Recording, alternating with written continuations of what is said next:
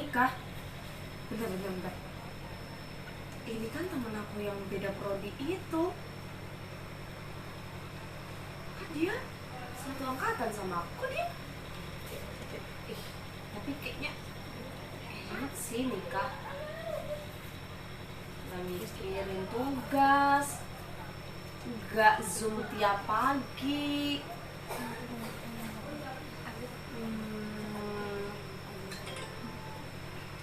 Ya butuh tugas lagi.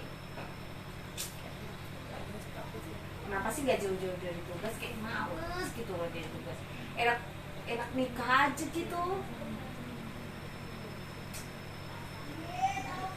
Tapi kalau aku nikah ntar belum siap.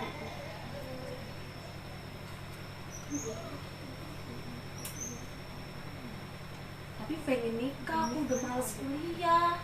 Enak aja gitu. Aku baru ingat, aku waktu itu kan pernah konseling sama Bu Ajeng.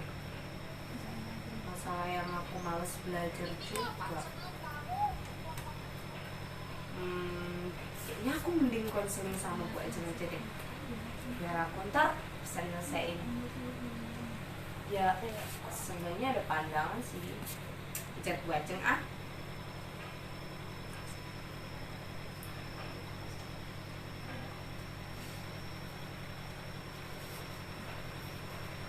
Oh, sekarang Bu Ajeng bisa disuruh ke rumah. Oke Bu Ajeng.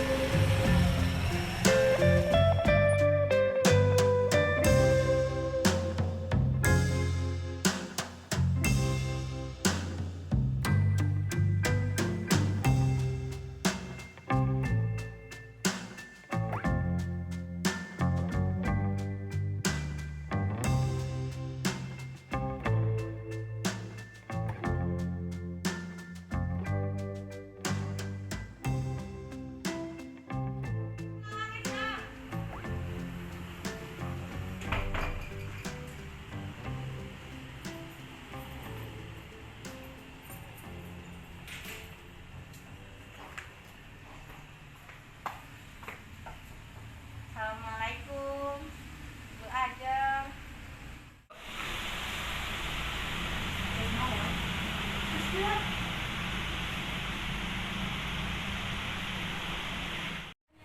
Alhamdulillah baik Bu.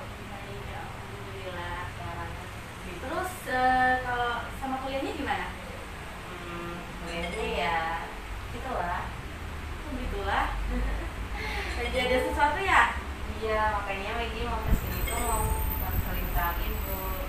Jadi Mbak Maggie kesini mau konseling tentang permasalahan yang ada di perkuliahannya Mbak Maggie ya? Iya. Oke. Kalau begitu Mbak Maggie di sini bisa coba menceritakan ada apa sih, permasalahan apa aja sih yang sedang Mbak Maggie hadapi di perkuliahannya Mbak Maggie? Ya, jadi begini Bu, kan Pak selama pandemi ini kan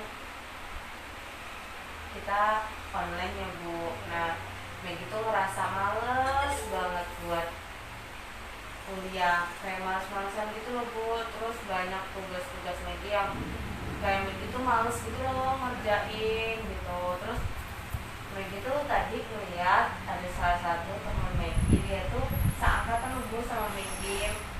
Nah dia tuh udah nikah, terus aku ngeliat kayaknya dia tuh bahagia banget gitu, udah nggak mikirin tugas, nggak mikirin kuliah, ya gitu loh Bu.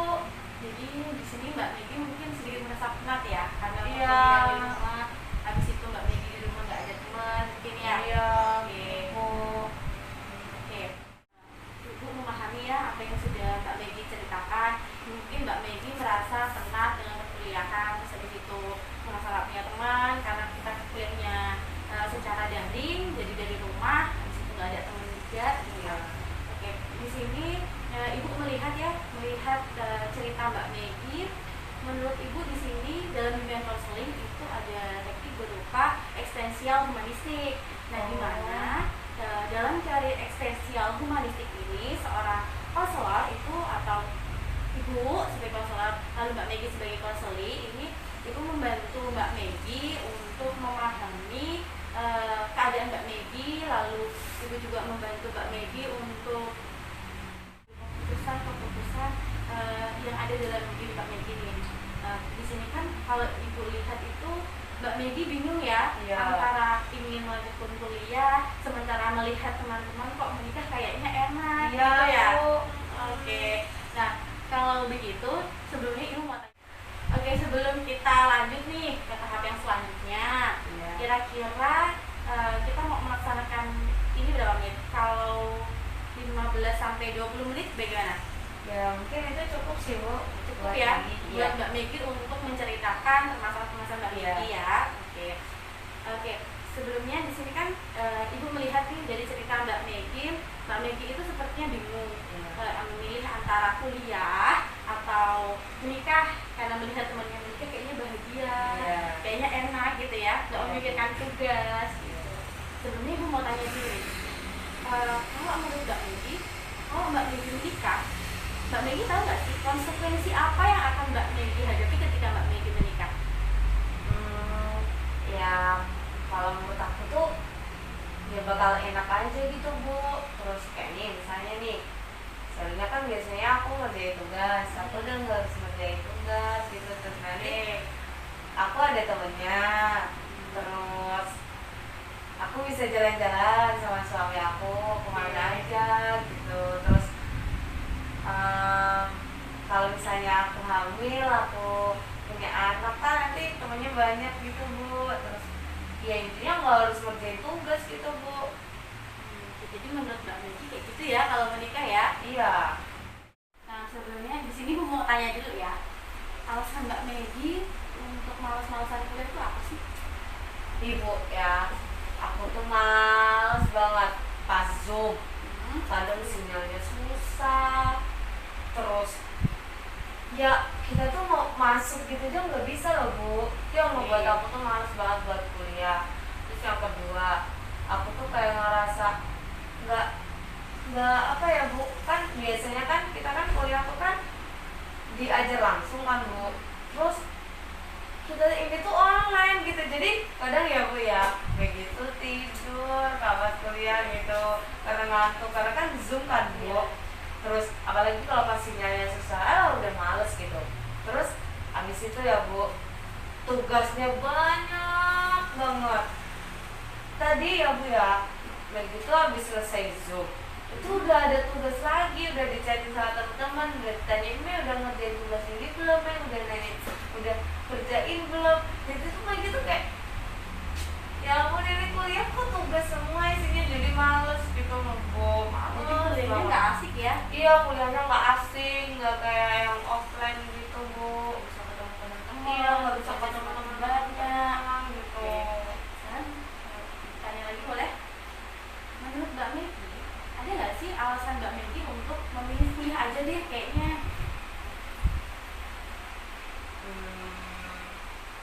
Gimana ya Bu? Kalau misalnya, tapi ya Bu, kalau misalnya Megi nanti nikah, Megi nggak bisa ketemu teman-teman lagi. Nah itu kan. Terus Megi nggak bisa apa ya? Kan Megi kan biasanya nongkrong juga kan Bu. Iya. Megi nggak bisa nongkrong. Kalau misalnya nih Megi kuliah itu masih bisa nongkrong, masih bisa main kesana kemari. Terus kalau misalnya Maggie udah nikah kan Maggie kan punya anak ya tadi. Iya. Tuh bisa kemana-mana ya Bu. Dan kalau anaknya nangis gimana? Aduh gimana ya Bu? Gitu kan. Jadi oke, jadi gitu ya Mbak Megi ya. Mbak Megi kan bisa mulai mengerti sendiri ya dalam Iya. itu apa kalau Mbak Megi itu ya, atau menikah. Oke, sekarang nih kalau Mbak Megi udah tahu ya kayak gitu tentang apa sih, tentang dampak dari pilihan Mbak Megi mau lanjut kuliah atau menikah. Nah sekarang ibu mau tanya lagi nih, kira-kira Megi sekarang pilih kuliah, lanjut kuliah atau milih nikah?